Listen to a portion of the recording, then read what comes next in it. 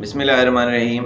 السلام علیکم دوستو، میں اعجاز احمد آن لائن سروسز میں آپ کو خوش آمدید کہتا ہوں اور امید کرتا ہوں کہ آپ سب خیریت سے ہوں گے اور اللہ پاک کی رحمتوں میں ہوں گے۔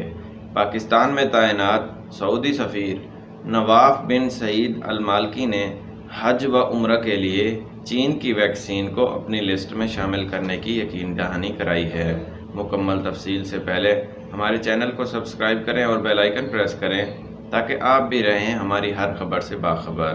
تفصیلات کے مطابق وزیر اعلیٰ سندھ مراد علی شاہ اور سعودی سفیر نواف بن سعید المالکی کے درمیان ملاقات ہوئی ہے۔ اس موقع پر کرونا وائرس کی ویکسینیشن اور دیگر امور سے متعلق تبادلہ خیال کیا گیا ہے۔ مراد علی شاہ نے سعودی سفیر سے مطالبہ کیا کہ پاکستانی عازمین حج کے لیے چینی کرونا ویکسین کو قبول کیا جائے۔ پاکستان میں شہریوں کو زیادہ تر چین کی ویکسین لگائی جا رہی ہے۔ سعودی عرب نے حج اور عمرہ پر آنے والوں کے لیے چینی ویکسین شامل نہیں کی ہے۔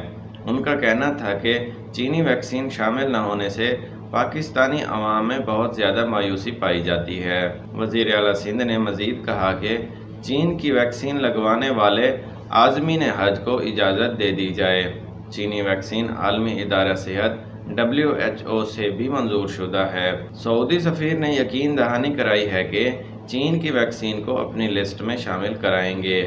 دوستو، اللہ پاک سے دعا ہے کہ مجھے اور آپ سب کو یہ فریضہ حج اور عمرے کی سعادت نصیب فرمائے۔ اسی کے ساتھ اجازت دیجیے، دیکھتے رہیے on line services. Thanks for watching.